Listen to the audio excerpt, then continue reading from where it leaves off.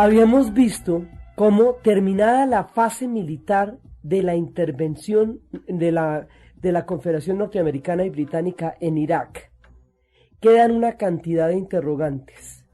Primero, no aparece Saddam Hussein y ahora ya vamos en la modalidad del oeste, en donde se busca vivo o muerto como se buscaban los forajidos en la época de los sheriffs, y esto da, digamos, poca claridad respecto de la operación de desarticulación del régimen que implicaba tomar preso a Saddam Hussein. No aparecen las armas químicas. Esto para los Estados Unidos no es problemático, pero para Inglaterra sí.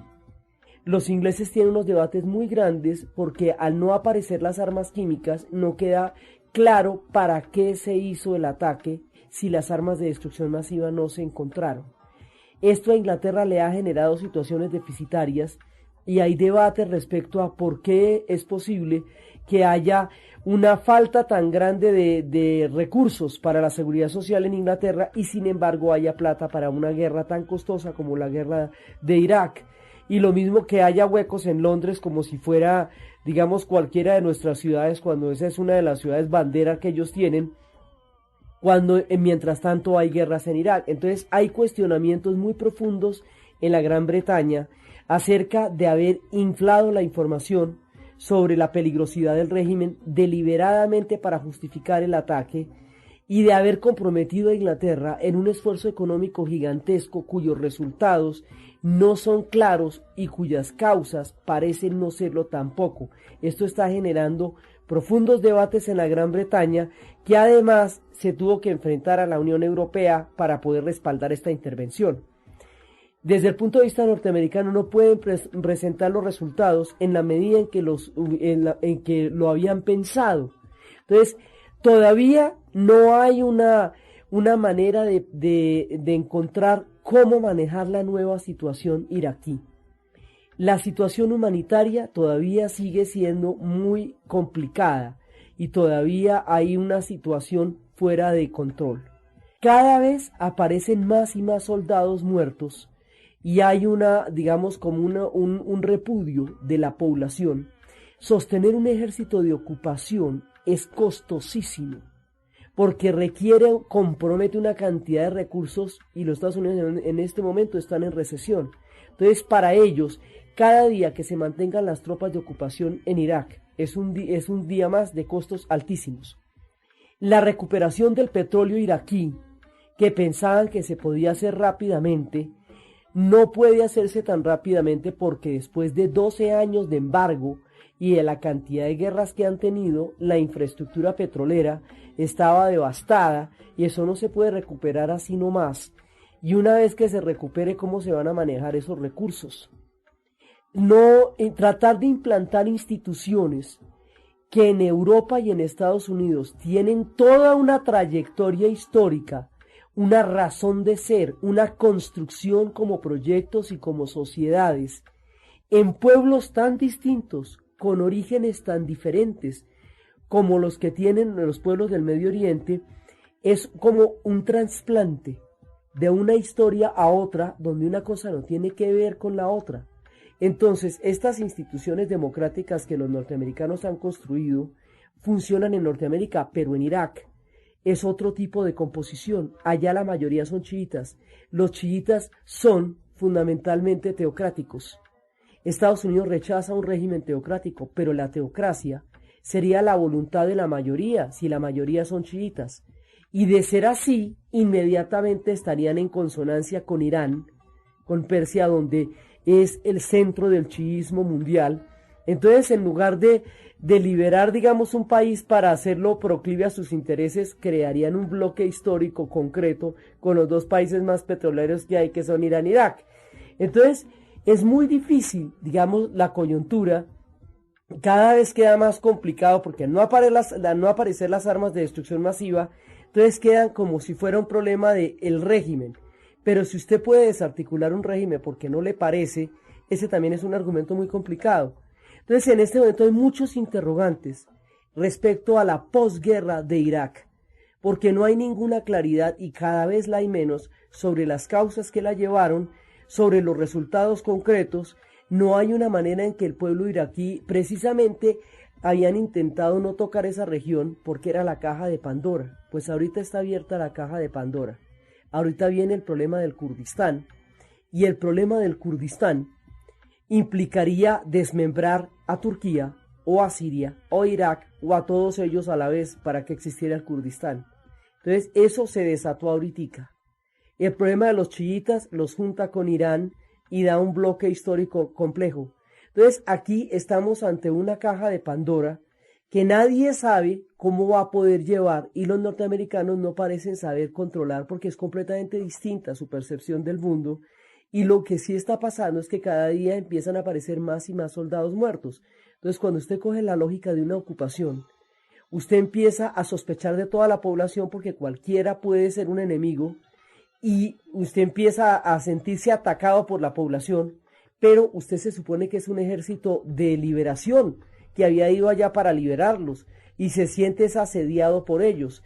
Ese doble carácter de ocupación y liberación y esa resistencia a través de manifestaciones y a través de emboscadas que parece presentarse diariamente, ponen en una situación muy complicada la presencia de las fuerzas de la ocupación en Irak día tras día. Entonces, esto está, digamos, en una situación muy incierta y no parece haber, digamos, como una salida clara y próxima a esta posguerra iraquí. Ahora, para nosotros estas coyunturas son absolutas, son los noticieros, son las cosas que pasan todos los días, pero para pueblos que tienen 5000 años de historia, que han visto pasar todas las civilizaciones, esto es una brizna en el tiempo, esto es un pedacito, esto es lo que está pasando en este momento, pero ellos han visto llegar y salir a todo el mundo de allá, ellos han sido imperio, han visto los imperios, ellos fueron Babilonia y fueron Asiria y fueron Caldea, ellos vieron llegar a los otomanos, quedarse y acabar y irse luego, cuya disolución provocó todos los problemas, vieron llegar a los ingleses, vieron partir a los ingleses, vieron llegar a los franceses, vieron partir a los franceses, ahora volvieron a ver llegar a los ingleses, que otra vez los ingleses están acá. Estos pueblos han traspasado todos los tiempos de la historia.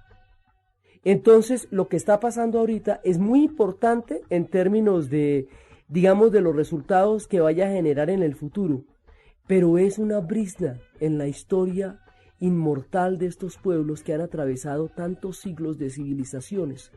Entonces, ahorita están en una coyuntura delicada, porque la fórmula de lo que pase con Irak es, digamos, como una especie de laboratorio de cómo se van a dar estas nuevas tendencias históricas en un mundo que en este momento se está viendo unipolar. Entonces, ahí, digamos, ellos van como en la cuerda floja porque todavía no hay claridad de nada de lo que está pasando. Además, todavía no ha pasado tiempo suficiente para poder evaluar con más elementos lo que está pasando. Por el momento, la incertidumbre sigue siendo total. El saqueo ha sido una de las cosas más lamentables porque es el patrimonio de toda la humanidad volando por ahí. La UNESCO lo único que pudo hacer fue declarar que el saqueo no puede permitir que ningún museo tenga piezas que vengan de Mesopotamia porque se consideran piezas adquiridas a través de huaquería, por lo menos para proteger de alguna manera, pero es irreparable lo que se perdió en todo el saqueo y en el caos y en el desorden y en la no previsión de la protección del patrimonio cultural y de la protección de la población, sino solamente en la previsión de qué se iba a hacer con los pozos de petróleo una vez que se entrara en el territorio iraquí. El sistema de recompensas deja mucho que desear en términos de los resultados efectivos de una invasión que se hizo en esos términos. Ahora, uno de los resultados que tendría que verse de manera inmediata después de la guerra de Irak es la hoja de ruta. Nosotros habíamos hablado en el programa pasado cómo la hoja de ruta tenía una gran cantidad de dificultades de funcionamiento porque apenas era una agenda de aproximación en medio de un conflicto gravísimo. Sin embargo, a pesar de eso, en el programa pasado, eso no tenía todavía ningún para dónde y ningún para cómo. Resulta que en esta semana la hoja de ruta avanzó de una manera impresionante.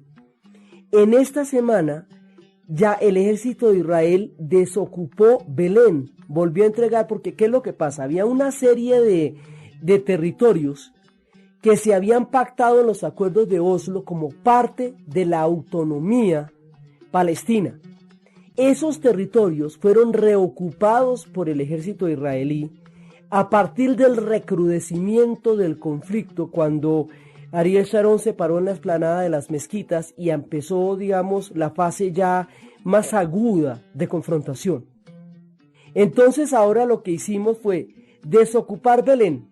Se entregó la carretera central. La carretera central es la que permite el tráfico de los palestinos dentro y fuera de las zonas ocupadas por Israel, porque es que los palestinos están, digamos, dentro de como una especie de colmenas, pero las carreteras las controla Israel. Entonces, en la medida en que Israel cierre las carreteras, los palestinos quedan atrapados. La entregar la carretera central es indispensable para el libre tránsito de los palestinos. Estos pasos fundamentales que de suyo parecían muy difíciles de lograr, se han completado en esta semana.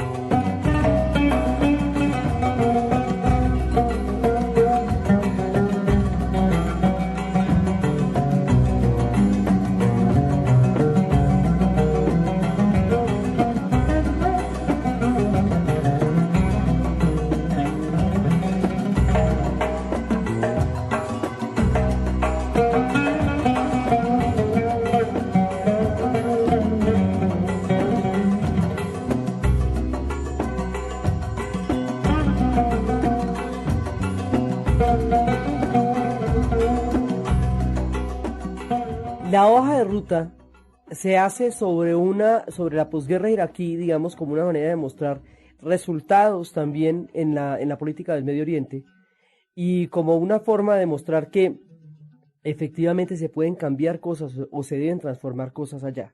Entonces, bajo una presión enorme, se presenta la aproximación, por lo menos para que se siente.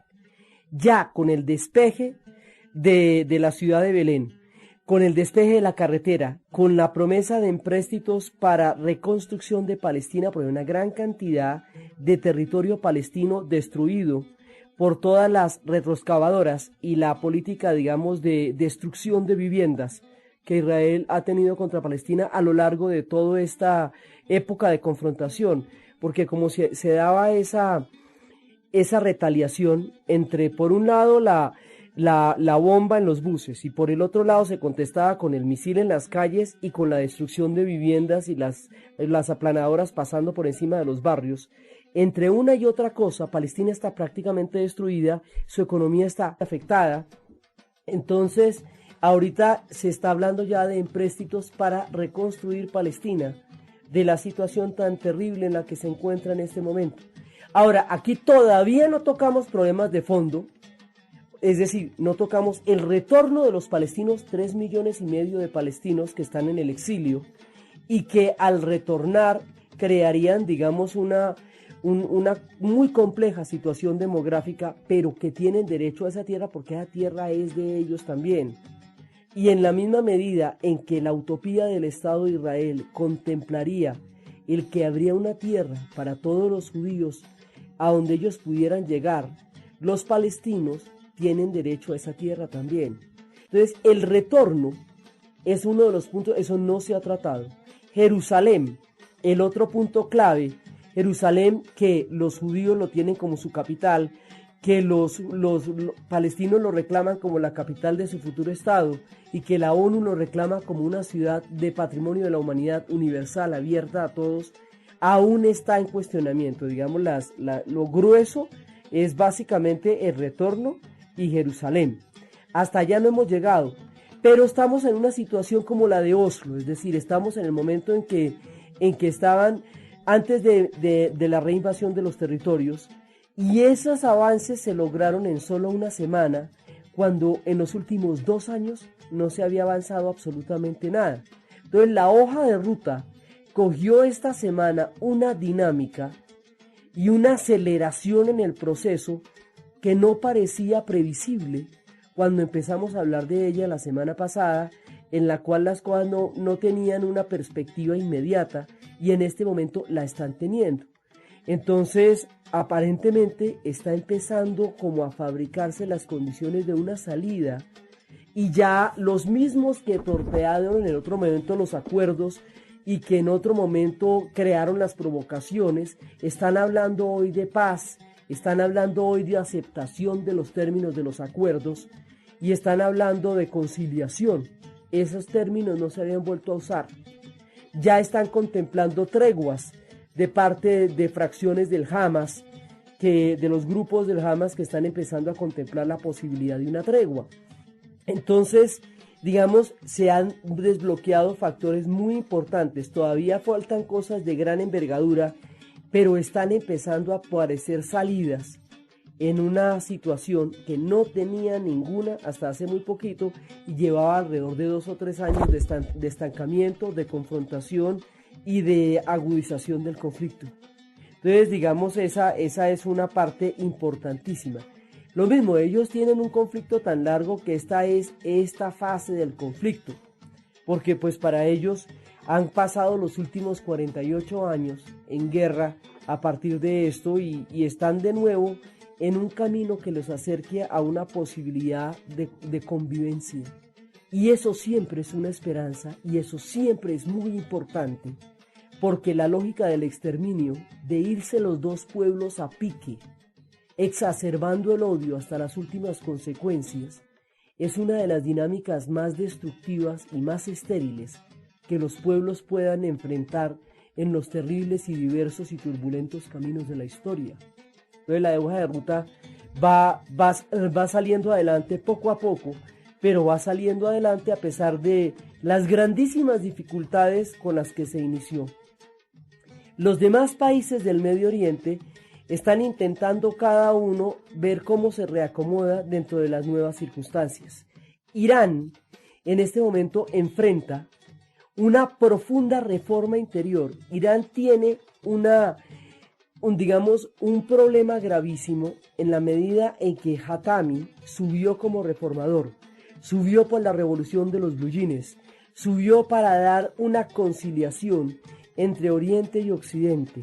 Y ahora resulta que, por un lado, toda la ortodoxia, digamos, el ala más conservadora de los chiitas, de la iglesia, de los clérigos chiitas, se opone a toda reforma. A este le pasa lo que le pasa a los reformadores. Los reformadores resultan demasiado tibios para los cambios por los cuales se les llevó al poder. Entonces, de esta manera, desde el punto de vista de la reforma, sienten que Hatami se ha quedado muy corto en reformar y modernizar en términos de, digamos, de conciliar lo que es Irán con el mundo, con el resto del mundo. Desde el punto de vista de los ayatolas, es un tipo que ha generado procesos de modernización demasiado fuertes. Entonces, hay una profunda división al interior de Irán en el asunto de las reformas, por un lado. Por el otro lado, Irán irradia el mundo chiita de Irak, porque los iraquíes son en su mayoría chiitas, porque las ciudades sagradas quedan en Irak, y porque es desde Teherán, desde donde la fe se imparte y los lineamientos históricos se imparten. Eso los pone en la mira de los Estados Unidos, en la medida en que ellos están tratando de impedir la subida de un régimen chiita. Pero los chiitas son la mayoría del pueblo iraquí, y si se han de escuchar sus voces, tiene que haber una respuesta acerca del significado y el peso del chiismo, distinta del hecho de que no son instituciones occidentales, porque ellos no tienen por qué ser occidentales, no tienen la obligación de serlo. Y el viejo dilema entre la modernidad y la tradición se pone una vez más de manifiesto en estas coyunturas. Porque si usted se tiene que esperar hasta que ellos tengan instituciones democráticas para poderse ir de ahí, y en la medida en que no las tengan, usted todavía no se puede ir de ahí, puede que no las tengan nunca, porque puede que ni siquiera las necesiten, porque ellos toda la vida han tenido otra forma de gobernarse y llevan 5.000 años existiendo. Entonces, en un momento dado, cuando se hace una imposición sobre un modelo histórico o se desconoce una tradición demasiado arraigada, se pueden meter en dinámicas muy difíciles de manejar. El chiismo es mayoritario, es muy importante, es parte de la, digamos, de toda la irradiación religiosa de ellos, y no se puede desconocer por decir que no es occidental y por decir que no es democrático.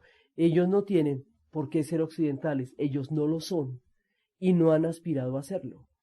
Entonces Irán se ve de nuevo en la coyuntura. Ahora, Irán e Irak juntos, en este momento en que el destino los vuelve a acercar, en total tendrán una producción de petróleo gigantesca, donde llegará a establecerse una alianza entre los dos, porque Irán produce 6 millones de barriles de petróleo diarios y la producción iraquí todavía no se ha calculado cuánto podría ser a pleno vapor. Entonces, el petróleo sigue siendo el gran interrogante y la razón por la cual están las fuerzas de ocupación allá en este momento. Entonces, Irán, dentro de su propia coyuntura de reformas, también está muy pendiente de la situación en Irak porque le afecta directamente, porque en el momento en que la sitúen en la lista del siguiente país a agredir o a invadir, inmediatamente se meterían en un conflicto mucho más grande.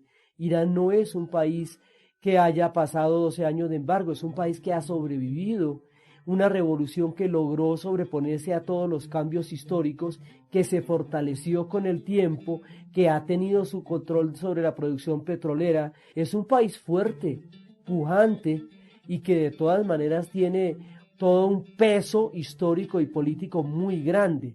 Pues digámoslo, ellos son una de las civilizaciones más poderosas, los hemos visto desde los tiempos de Zoroastro, en que ardían los fuegos sagrados que llevan 2500 años prendidos en las cavernas de las rocas en Irán, sin que nadie los prenda, fuegos que arden del centro de la tierra.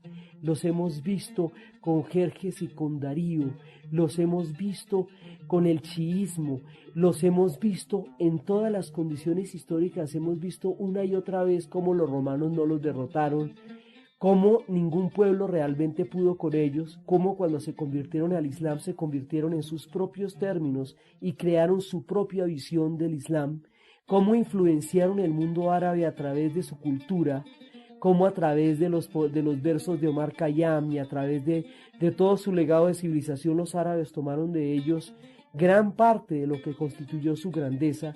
Estos pueblos con esta trayectoria tan supremamente amplia están en este momento enfrentando la coyuntura de qué les va a pasar en la posguerra iraquí. Entonces están listos a ver qué es lo que pasa, alerta a ver cuáles son los giros geopolíticos que se tomen en este momento, porque si les da por invadirlos o por atacarlos o por considerarlos parte de las amenazas de la región, entonces pues ellos tienen que saber de qué trata eso y cómo es la cosa, porque también si se ponen en el argumento de que al no haber unas instituciones democráticas en Irak son un peligro para la región y que por lo tanto no se pueden ir hasta que no las haya, no parecería que hubiera un final para el tiempo de la ocupación, y el tiempo de la ocupación tiene que definirse en términos muy concretos para que haya una posibilidad de estabilización en la región después de toda la fuerza que se ha roto y que se ha generado a partir de la invasión. Entonces, con este cambio de signo, cada uno de los países del Medio Oriente está viendo a ver cómo se reacomoda dentro de la actual coyuntura y qué va a hacer al respecto. Entonces, cada uno de ellos tiene lo suyo. Líbano está intentando salir adelante y que no se lo traguen los conflictos que le permitan su proceso de reconstrucción. Sigue invadido por Siria, sigue siempre bajo la amenaza del proyecto de la Gran Siria, que pueda en un momento dado atravesarlo, pero tratando de sobrevivir. Ahora que Israel se fue, tratando de sobrevivir como país, desligándose del conflicto entre Palestina e Israel, que tanto daño le hizo durante su guerra civil. Entonces ellos lo que están tratando de hacer es encontrar su propio camino y tratar de que todos los conflictos que en este momento bullen a su alrededor no los salpiquen, para que ellos puedan salir adelante con su cedro, su tradición, su historia milenaria y volver a ser lo que en una época se llamó la perla del Medio Oriente, lo que fue la perla del Mediterráneo, recuperar su industria turística, recuperar ese carácter cosmopolita, ese pasado glorioso, no tan lejano, de un pueblo que fue el crisol de civilizaciones del Mediterráneo oriental. Líbano está buscando esa salida en su historia.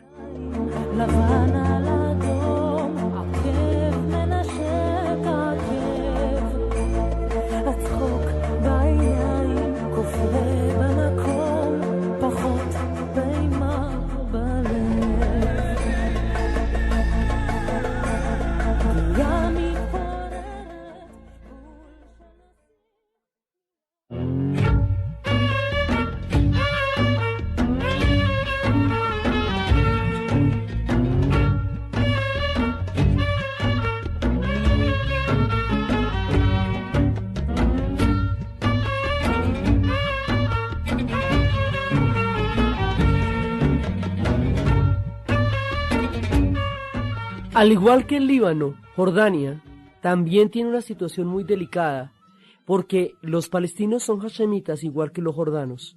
Hay una gran cantidad de población palestina en Jordania, y muchas veces se propone que el Estado palestino se haga en tierras jordanas. Digamos que de una vez se acomoden allá, como si fuera un problema árabe. Resulta que los árabes los han acogido, pero también los han expulsado según los vaivenes de su geopolítica.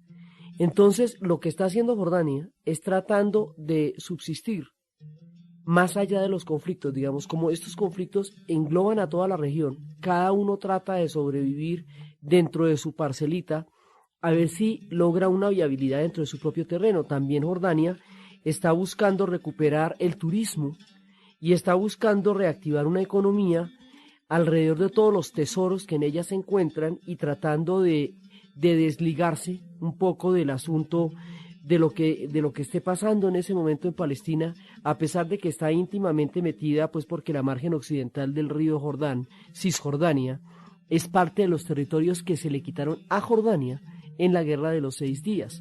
Digamos, aquí hay un montón de países que están ligados al conflicto, pero que también tienen sus propias dinámicas. Egipto ya no puede seguir al margen de todo lo que pasa en la región porque sigue siendo una pieza clave, y la Franja de Gaza se la quitaron a Egipto en el 67. La Franja de Gaza correspondería a los territorios autónomos de Palestina, lo mismo que la margen occidental del río Jordán llamada Cisjordania, pero Cisjordania formaba parte de Jordania y Gaza formaba parte de Egipto. Y eso de todas maneras eso todavía sigue siendo así. Y esos son los territorios de la futura autonomía palestina. Por el otro lado, pues Egipto ya tiene que tener, digamos, como una posición cada vez más clara porque Egipto ha significado todo. Egipto significó, por un lado, la más antigua de las civilizaciones y la más perdurable. Por otro lado, los tiempos fundamentales del Islam. Por otro lado, uno de los hitos más importantes del panarabismo, y el proyecto de Nasser se convirtió en la concreción más alta del proyecto del panarabismo. También fueron ellos quienes renunciaron al panarabismo y quienes empezaron los acuerdos de Camp David, que empiezan a desbloquear, a dar por lo menos una salida a la paz en el Medio Oriente. Entonces, Egipto es demasiado importante y simboliza demasiadas cosas para que no tenga una palabra mucho más clara en esta coyuntura que se está dando en este momento. Entonces ellos están mirando cómo va la baraja, pero ellos están metidos en el corazón de todo lo que pase, porque además son los representantes de todas las diferentes tendencias históricas que se han venido dando en la zona. Siria, que es otro papel fundamental. Siria ha sido fundamental pues desde todos los tiempos. Siria ha sido primero el proyecto de la Gran Siria, que es como, digamos, el implante original. Después del proyecto de la Gran Siria, Siria fue, durante el tiempo del Islam, pues en tiempo de los omeyas, Damasco era el centro del mundo de la dinastía de los omeyas, y entonces desde ahí ellos fueron los que organizaron el Islam cuando se murió el profeta, los que van a continuar y van a organizar y a montar el Islam después de la muerte de Mahoma, pues son los sirios, porque son los omeyas y lo hacen desde Damasco. Posteriormente lo harían los iraquíes desde Bagdad, pero en principio son los omeyas y ellos son los que van a sentar las bases del Islam. Los abasides le darán su esplendor, los omeyas le dieron su concreción histórica, y esos son los sirios. Los sirios también son los inventores del panarabismo. Esa doctrina es siria. Va a tener su alcance máximo en Egipto, pero esa doctrina es siria, y desde allá surgió. Siria, durante la Guerra Fría, siempre estuvo aliado con la Unión Soviética y fue uno de los más beligerantes enemigos de Israel durante los tiempos de las guerras. Ahora, cuando a Siria se la pone en la mira de un posible estado terrorista, se le pone en pie, en guardia, respecto de cómo van a continuar las dinámicas de la presencia de Occidente en la región. Porque si la siguiente vez ya es para invadir a Siria, pues ellos tienen que saber qué es lo que está pasando ahí, para dónde van las cosas. Entonces Siria está, digamos, como en pie está pendiente de todo, porque ella puede ser la siguiente si estas lógicas continúan de la manera como se han venido presentando, y entonces se le acusa o de darle refugio a Hussein, o de darle refugio a los terroristas, o de, digamos, cualquiera de las implicaciones que la coordenada de la lucha antiterrorista pueda tener sobre Siria.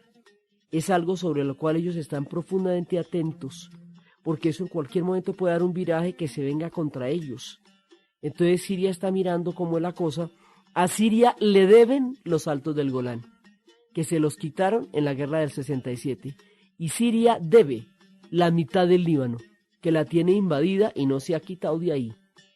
Entonces, pues aquí unas y otras están en veremos, digamos, porque una de las condiciones, Siria tendría que abandonar en algún momento Líbano si quiere una negociación seria con los Altos del Golán en un momento dado. Pero como Siria sostiene que la Gran Siria era el proyecto original, y en el proyecto original Líbano no existe, entonces Siria de todas maneras tiene muchísimas cosas que jugar y está en una situación delicadísima, en la medida en que la coordenada de la lucha antiterrorista en un momento dado la puede hacer ver en el centro de la jugada. Arabia Saudita, el más incómodo de los aliados de los Estados Unidos, tiene una posición muy difícil de mantener. Tiene todo el petróleo del mundo, ha surtido el petróleo a los Estados Unidos durante décadas, ha sido su principal aliado, pero también es la fuente original de sus principales enemigos ideológicos. En la medida en que es de allí de donde se originó el Al-Qaeda, en la medida en que es de allí de donde surgió Osama Bin Laden, en la medida en que los atentados se continúan en este momento en Arabia Saudita, se vuelve un aliado sumamente incómodo, porque siempre ha sido incondicional de Norteamérica, pero tiene grupos por dentro cuya fuerza nadie puede medir con claridad. Pero en todo caso, los últimos atentados que se hicieron no se pudieron haber hecho sin que se contara con un apoyo importante de parte del régimen. Ahora, el argumento de un régimen oprobioso, el régimen de Arabia Saudita es un régimen absoluto, es un régimen a la fuerza. La situación de la mujer en Arabia Saudita es absolutamente degradante, solamente que tienen muchísimo dinero, entonces están en jaulas de oro. El argumento de que un régimen oprime a un pueblo se podría cumplir en Arabia Saudita con todo rigor. Ese argumento de que los regímenes oprimen a los pueblos y que por eso hay que tumbarlos, en rigor se podría aplicar exactamente lo mismo en Arabia Saudita. Y al haber comprometido el territorio saudí durante la guerra del Golfo Pérsico, pues desataron estas profundas tendencias que se deslindaron del origen sunita, que era lo que los árabes sauditas habían hecho, era fortalecer las extremas del sunismo para enfrentarlos a la revolución chiita iraní.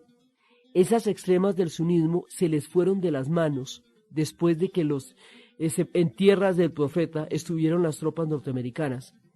Ahí ya no pudieron controlar eso, y esas extremas ya cogieron un carácter mucho más internacional, menos local, y en esa medida se deslindaron de Arabia Saudita y no las pueden controlar. Ellos no las pueden controlar. Y son el origen y sin embargo son los más grandes aliados de los Estados Unidos. Entonces Estados Unidos busca un aliado con una igual cantidad de petróleo, menos difícil de manejar de lo que en este momento sea Arabia Saudita. La guerra del Golfo Pérsico la financiaron entre los saudíes y los Emiratos Árabes del Golfo. Esta se supone que la va a financiar el petróleo iraquí, pero para que eso suceda tienen que poder apoderarse de él, comercializarlo, venderlo y hacerlo fluir para que puedan recuperar todo el gasto que significó esa invasión. Entonces, en este momento, Arabia Saudita está en una posición muy difícil entre sus fuerzas internas más profundas y su situación estratégica como aliada de los Estados Unidos en la región. Los demás países del Golfo Pérsico están intentando sobrevivir, los Emiratos, que siempre han estado, digamos, Kuwait se ha logrado proteger sobre la base de la alianza con los Estados Unidos, porque si no, Irak realmente se lo hubiera tragado y no lo hubiera devuelto, y eso es, digamos, una realidad tangible. Y en último término, durante la guerra de Irak, durante la invasión, fue desde el único punto desde donde se podían realmente establecer las tropas, desde Kuwait, porque desde Turquía la situación era muy complicada. Turquía se ve comprometida en este mapa de una manera muy complicada. Turquía, si surge lo del Kurdistán, Turquía queda desmembrada, porque de los 25 millones de kurdos, 15 millones viven en Turquía. Así que para Turquía, el problema del Kurdistán es un asunto de integridad nacional. Para ellos la palabra separatismo está prohibida por constitución. Y para ellos es sumamente complicado el asunto del Kurdistán. Ellos fueron aliados de los Estados Unidos durante la invasión a Irak, y los kurdos también. Y esos no pueden ser aliados los dos al mismo tiempo porque son enemigos entre sí. Aspira a llegar a la Unión Europea. La Unión Europea no la quiere dentro de sí, pero ella es el punto definitivo. Nadie puede ir o venir de Oriente ni de Occidente sin pasar por Turquía. Turquía, con su carácter euroasiático, está siempre en el corazón de todas las diferentes tendencias que pasan en el Medio Oriente, porque ella es precisamente el punto en donde se intersectan esas tierras. Entonces Turquía, entre su aspiración a la Unión Europea, entre su profunda raíz islámica, entre los conflictos que tiene con los kurdos, entre las alianzas con los Estados Unidos, Turquía responde a un montón de fuerzas a la vez que la hacen bastante impredecible a la hora de las alianzas.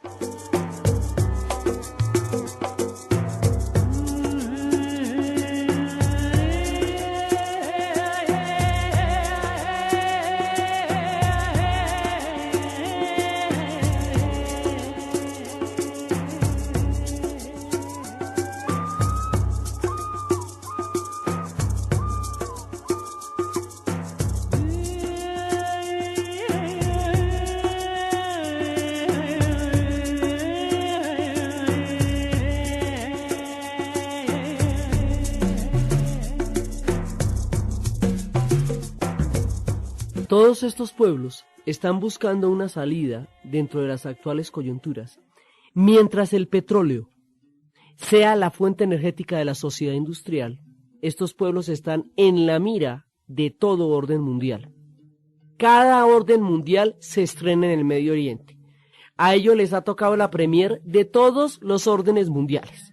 A ellos les tocó en premier también la Guerra Fría, a ellos les tocó la caída de la Guerra Fría, que se expresó en la guerra del Golfo Pérsico. Allá se estrenan todos los órdenes mundiales porque esta es la gente que posee el petróleo. Entonces, mientras eso siga siendo así, mientras no haya una fuente alternativa para poder abastecer la sociedad industrial que no dependa del petróleo, estos pueblos están totalmente involucrados en cualquier cosa que pase. Entonces todos los órdenes mundiales les caen a ellos por encima, les pasan a ellos por encima. Todo se trata del control de los recursos que ellos tienen, que es el gran petróleo, que es el que determina que los pueblos lleguen a la recesión o puedan salir adelante o tengan bonanzas. Todo eso lo determina esa sustancia que ha sido su fortuna y también su maldición, que es la razón por la cual ellos han tenido una boyancia económica gigantesca como no habían conocido en los tiempos modernos, pero a la vez la razón por la cual todas las intervenciones geopolíticas les caen a ellos encima.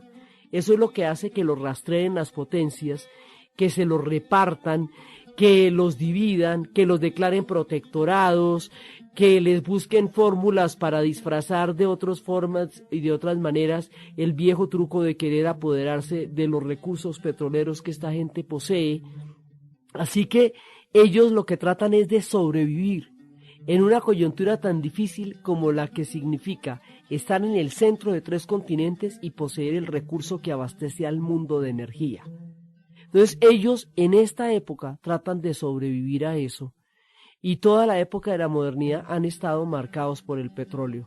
En otra época estaban marcados por la geopolítica cuando eran la ruta de los británicos hacia la India, pero ahora están marcados por el petróleo y eso va a determinar cuáles son sus relaciones, sus alianzas y los tipos de invasiones que tengan.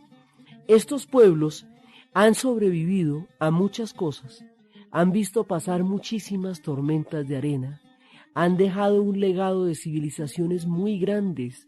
Es a través de ellos que conocimos el álgebra, los algoritmos, los logaritmos, los trasplantes de córnea, la cámara oscura. Es a través de ellos que conocimos cantidades de secretos de la matemática y de la arquitectura. Es a través de ellos que conocimos la poesía y las historias de las 1001 noches.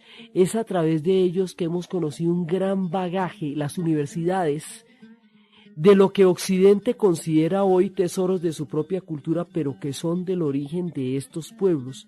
Estos pueblos han aportado a las civilizaciones un legado impresionante desde Asiria, desde Caldea, desde Sumeria, desde la escritura cuneiforme, desde los tesoros de los tiempos en que florecieron los jardines colgantes de Babilonia, desde los tiempos del antiguo Egipto, desde los tiempos de Canaán, de Mesopotamia. Estos pueblos han dejado un legado gigantesco. La cultura judía por sí misma basa la mitad del mundo occidental. Ella ha aportado pensadores de una talla gigantesca y ha aportado pensadores que han transformado el curso de los acontecimientos y la historia del pensamiento de la humanidad. Viene en una parte importantísima de la cultura judaica y de la tradición judaica y de los filósofos que ellos tuvieron como Maimónides y toda la manera como ellos han irradiado a lo largo de los tiempos un bagaje de conocimiento, de cultura y de civilización altísimo. Estos pueblos que hoy atraviesan conflictos tan complejos y que están en la mira de los órdenes mundiales, son los herederos de las civilizaciones más elaboradas y más refinadas que hayamos conocido durante mucho tiempo. Entonces, ahora que enfrentan tantos conflictos, es importante no perder de vista su grandeza. Habíamos dicho al comienzo de la serie que cuando los pueblos atravesaban conflictos demasiado grandes, solía vérseles solamente en sus conflictos, solía vérseles solamente en la noticia y en lo que atraía la atención mundial por el grado de efervescencia y de explosividad que tenía, y se perdía de vista la grandeza de estas civilizaciones.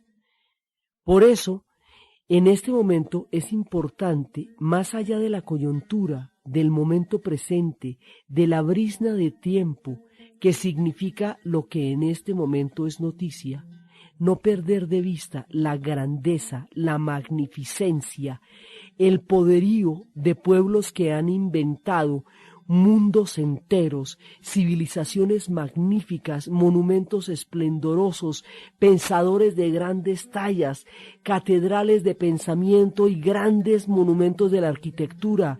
Desde los persas, estos pueblos son los legados de las más profundas civilizaciones y deben verse siempre a través del crisol de la grandeza, por profundos y grandes que sean sus conflictos.